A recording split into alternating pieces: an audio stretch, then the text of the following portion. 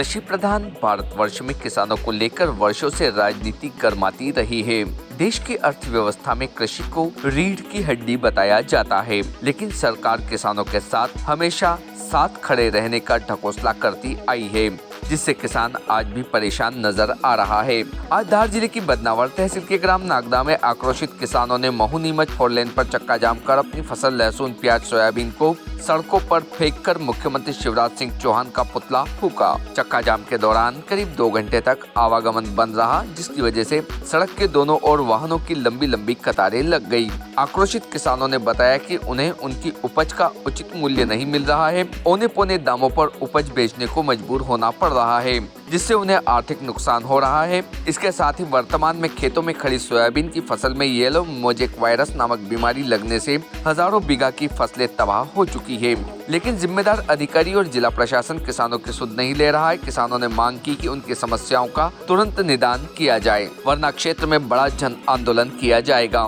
आपको बता दें कि जिस समय परेशान किसान चक्का जाम कर रहे थे, उस समय धार के प्रभारी मंत्री डॉक्टर प्रभुराम चौधरी पत्रकारों से चर्चा करते हुए शिवराज सिंह चौहान सरकार की उपलब्धियों का बखान कर रहे थे। भारतीय न्यूज ने पूर्व में भी ग्राम नागदा में किसानों को लहसुन नदी में फेंकने का समाचार प्रमुखता से प्रकाशित किया था। चक्का जाम की सूचना के बाद कानवन थाना प्रभारी दीपक सिंह चौहान और नायब तहसीलदार सोनिका सिंह मौके पर पहुंचे और किसानों से चर्चा कर 2 घंटे से लगा जाम खुलवाया। किसानों ने इस अवसर पर राज्यपाल के नाम एक ज्ञापन भी सौंपा। भारतीय न्यूज के लिए धार से साबिर खान FM की रिपोर्ट।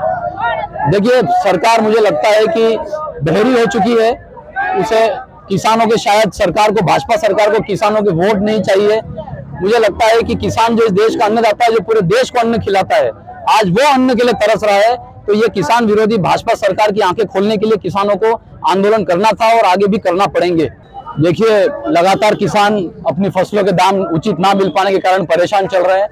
काफी समय से किसानों ने ज्ञापनों के माध्यम से, निवेदनों के माध्यम से सरकार तक अपनी बात पहुंचाने की कोशिश करी, लेकिन एक कहावत है कि जब कोई नहीं सुनता तो धमाका जोरदार करना पड़ता है।